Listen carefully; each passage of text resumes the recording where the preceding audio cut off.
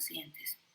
Y resulta que esta es una forma muy adecuada que se utiliza y todavía eh, tenemos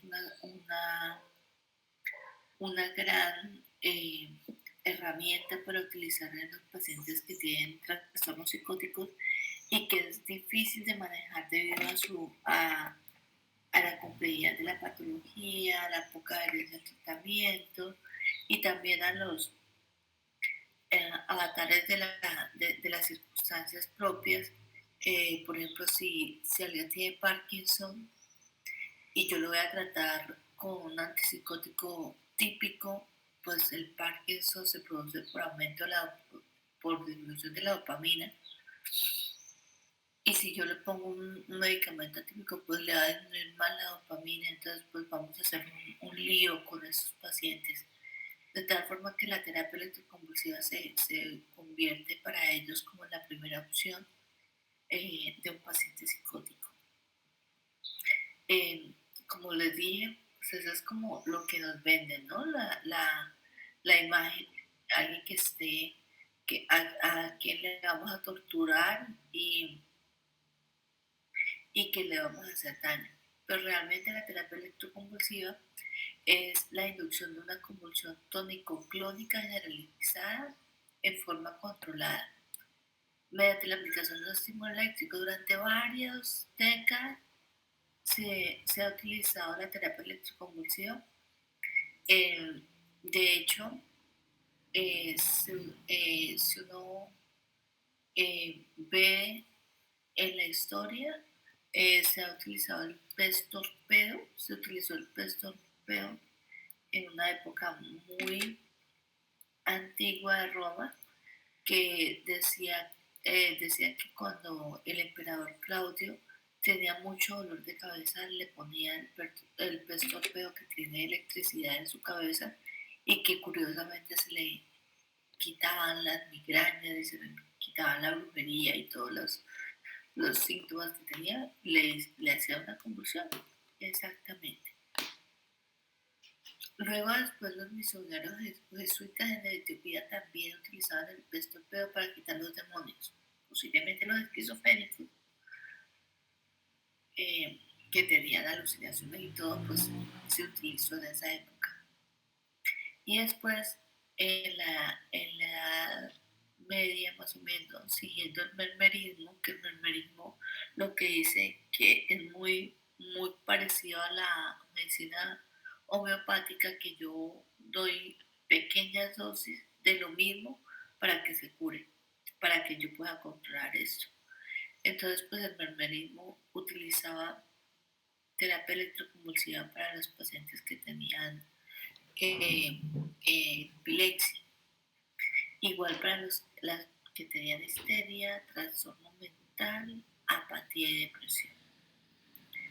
Entonces, en esa época se utilizaba así sin anestesia. Solamente Seretti empezó a poder como organizar la cosa y dijo que la descarga no podía ser más de 110 voltios y durar más de 5 segundos.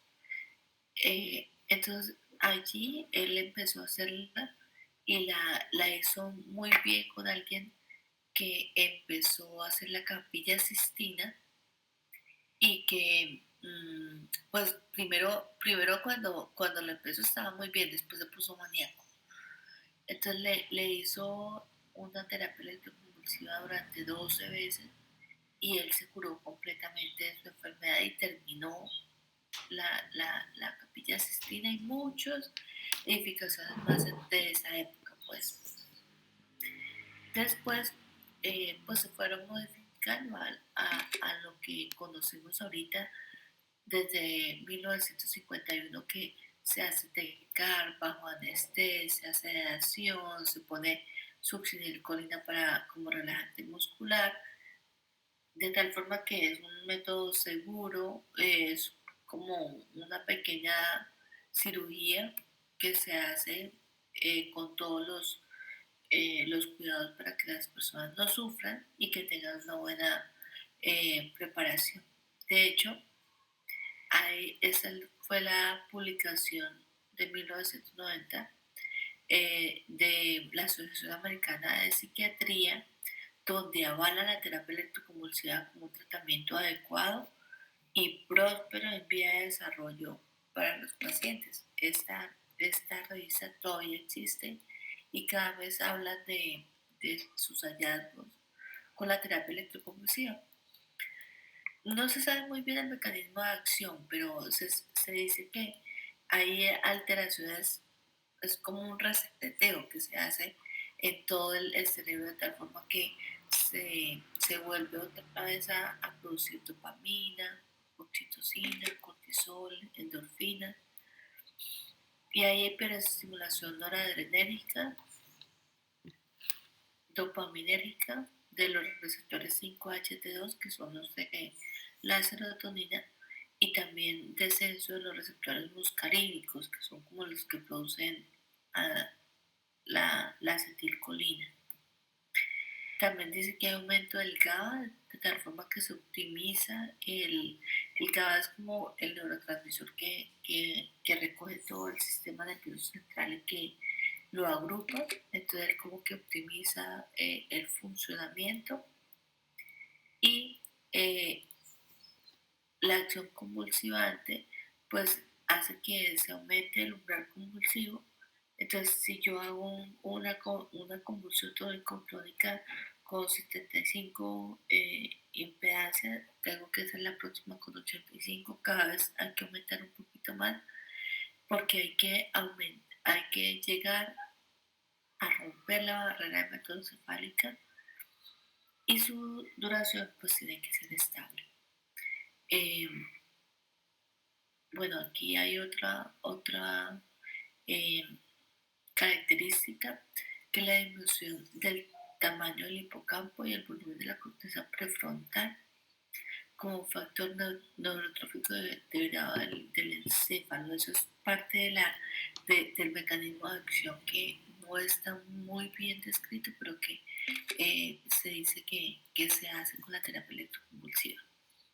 Lo que sí se sabe es que hay alteración en todo el sistema nervioso central y que se utiliza eh, inicialmente cuando uno necesita una respuesta rápida, por ejemplo, una embarazada que esté agitada y que pueda hacerle daño al bebé, o un trastorno médico importante que amerite o psiquiátrico que amerite que se le haga la terapia electroconvulsiva. Es decir, que yo tengo leucemia y que necesito tratamiento, pero no quiero porque estoy muy psicótico. Cuando otros tratamientos, por ejemplo, si yo tengo falla renal o falla hepática, pues los medicamentos actúan sobre el sistema nervioso, sobre el hepatocito, entonces pues pueden alterar especialmente los moduladores afectivos, el ácido valproico y todos estos, la carbamazepina. Entonces se utiliza como una opción importante para no dar medicamentos que hagan efectos adversos a nivel del hígado o del riñón. O por ejemplo estas niñas que son anoréxicas que no se toman el medicamento, que lo botan, la terapia electroconvulsiva funciona muy bien. Y definitivamente también se utiliza, hay una paciente en la unidad mental que en este momento están, que son dos hermanos, que se llama Marlene y Amaya. A Marlene y a Jair, lo único que los saca es la terapia electroconvulsiva de la psicosis. Ellos llevan supermaníacos, agresivos, agitados, y la terapia electroconvulsiva se ha visto pues que les funciona. Entonces es como esos pacientes que ya se sabe que el tratamiento efectivo para ellos es la terapia electroconvulsiva, pues se toma como primera opción. Otra, a mí me pareció muy curioso cuando yo hice una rotación en Argentina y vi que las señoras mayores que tenían trastorno afectivo bipolar iban y con su carterita se acostaban y hacían el tecar, ellas no se quitaban su cartera y tenían trastorno afectivo bipolar y cada mes iban a hacer su tratamiento no tomaban medicación, no tomaban nada, pero sí se hacían como su reseteo cada mes. Bueno, el uso secundario del TECAR pues es cuando definitivamente hay resistencia al tratamiento, los pacientes a pesar de darle dosis altas del medicamento no les funciona, o cuando hay una intolerancia y efectos marcados a nivel de hepático, hay altísima alteración. Y también que uno ve que el paciente, a pesar del tratamiento, tiene un deterioro importante a nivel psiquiátrico. Uno dice, bueno, pues ya es hora de hacerle TECAR. Las indicaciones específicas, pues el tratamiento de depresiones graves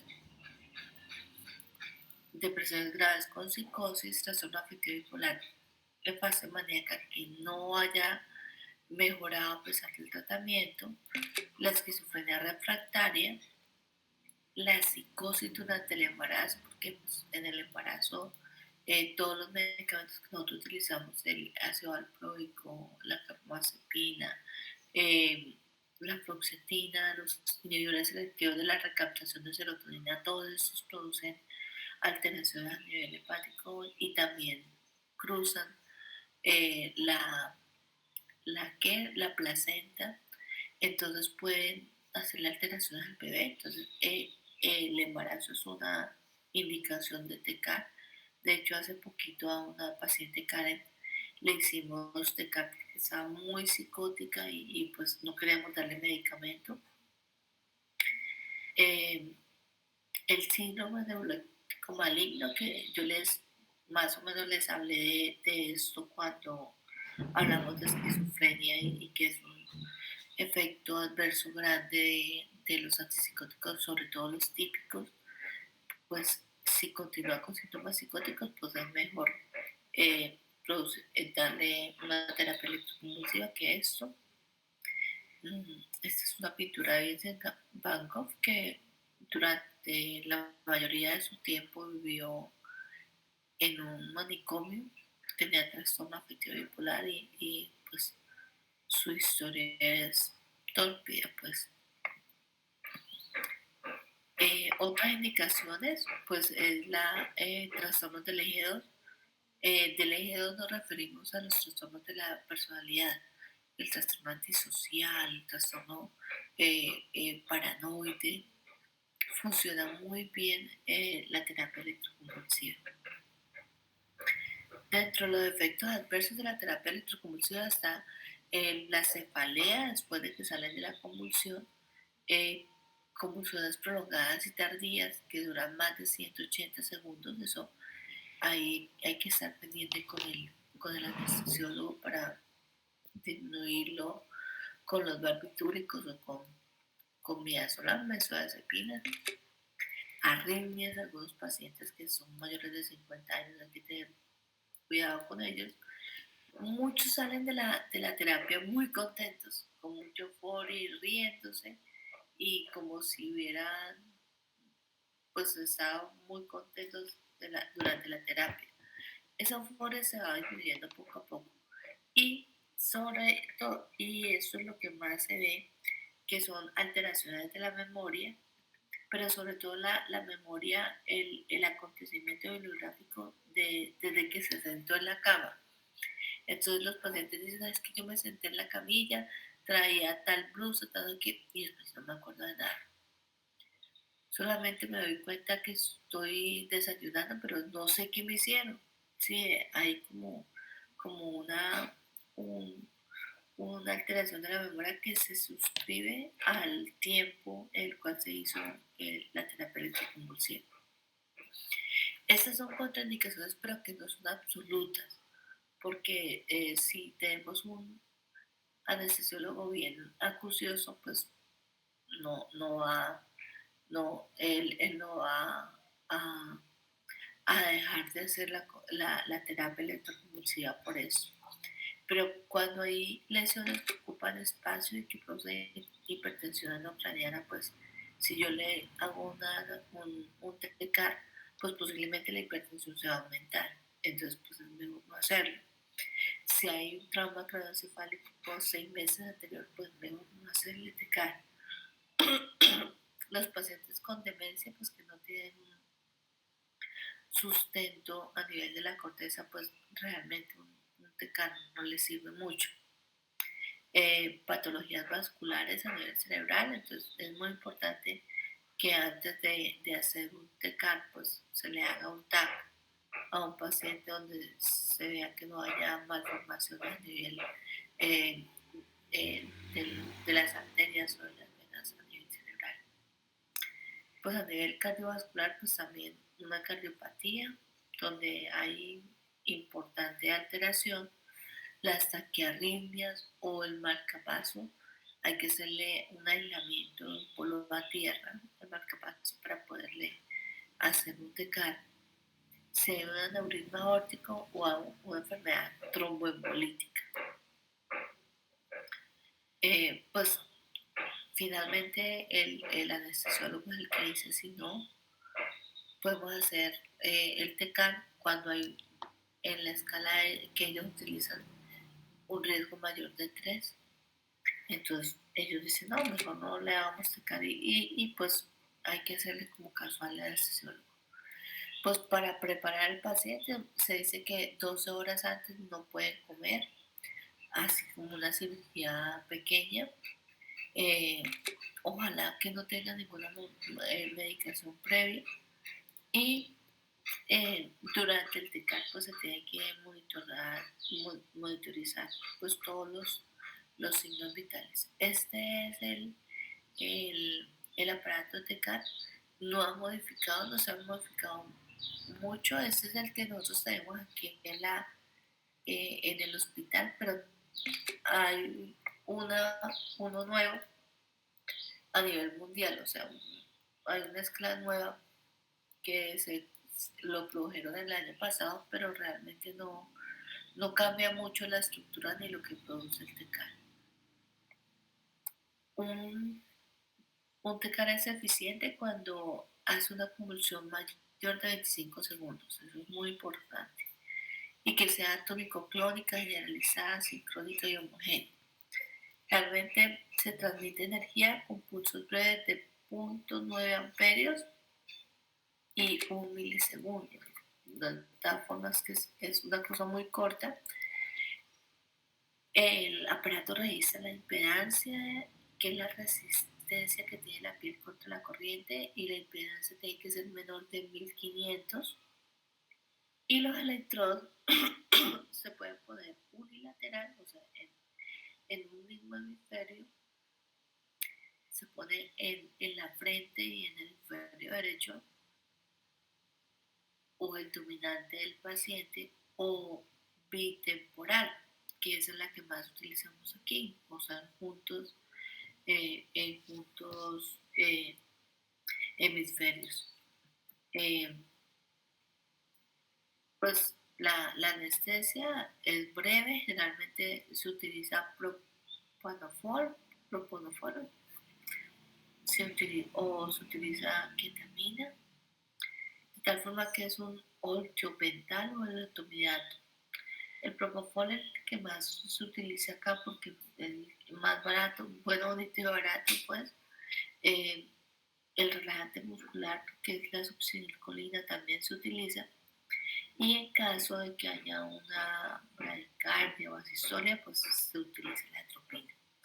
Normalmente no utiliza el anestesiólogo la atropina, excepto si hay alteraciones.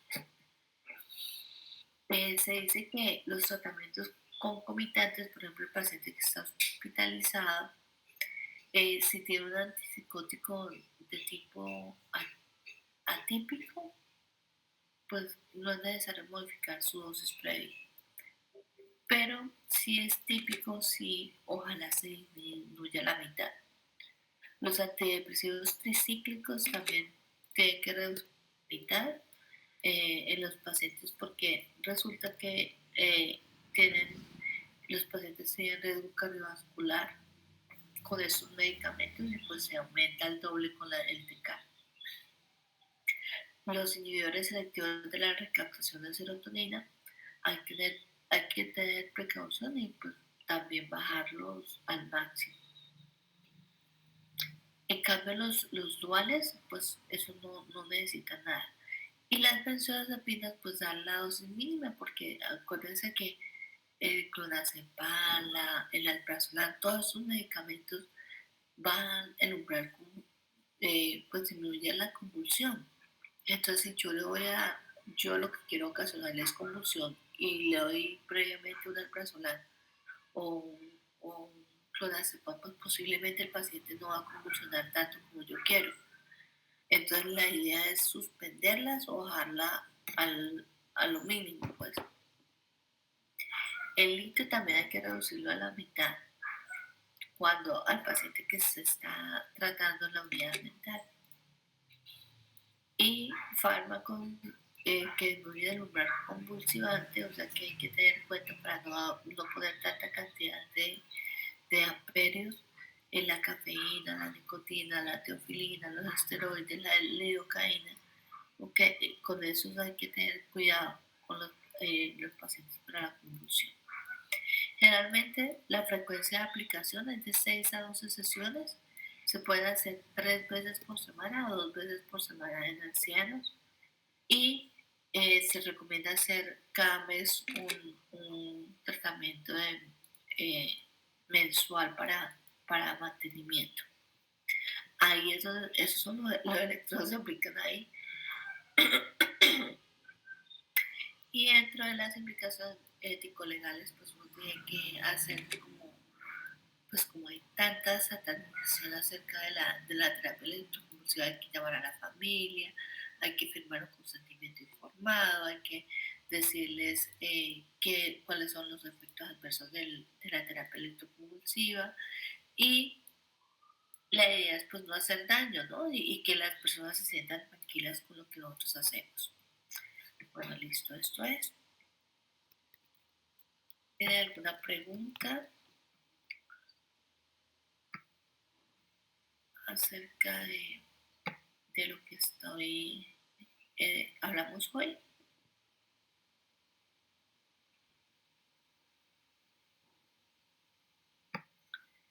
¿Sí?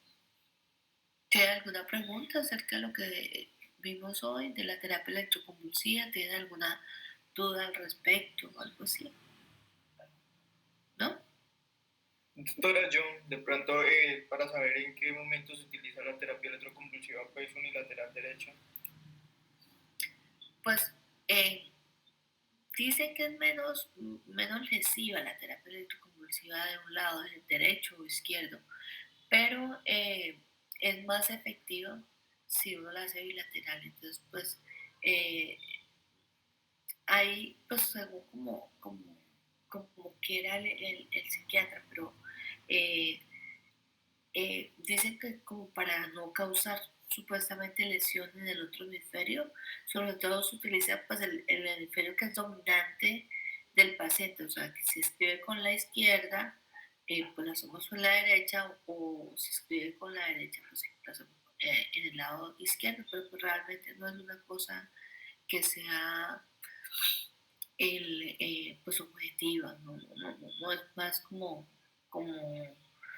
como que es una técnica. Uh-huh, sí. ¿Sí te expliqué en esto? Sí. Sí, muchas gracias. Vale. ¿Alguien más quiere preguntar acerca de la terapia electroconvulsiva? Pues hay muchas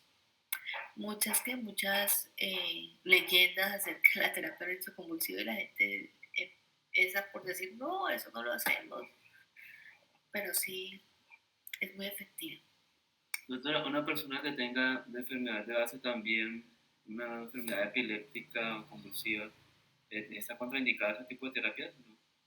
No, por el contrario, se dice que si uno hace TECAR, el TECAR le mejora el proceso de la epilepsia, incluso a algunos pacientes se dice que se le disminuye completamente.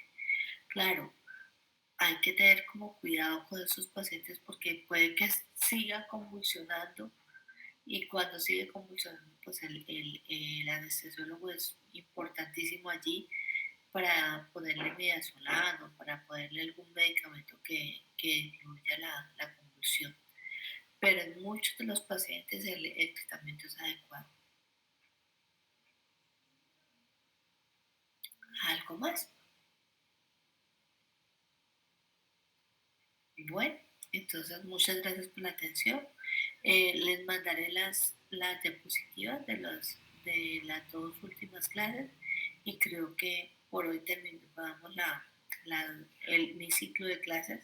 Espero que hayan sido productivas, que ustedes hayan aprendido y pues son clases magistrales que realmente uno no pues son cosas que están específicas y que hay que aprendérselas. ¿Listo? Bueno, pues muchas gracias, que estén muy bien y nos vemos en la rotación. Que estén bien. ¿Alguien más quiere aportar algo? Bueno, que tengan entonces buen día y nos vemos en la rotación. Hasta luego. Gracias, Droga. Hasta luego, doctora.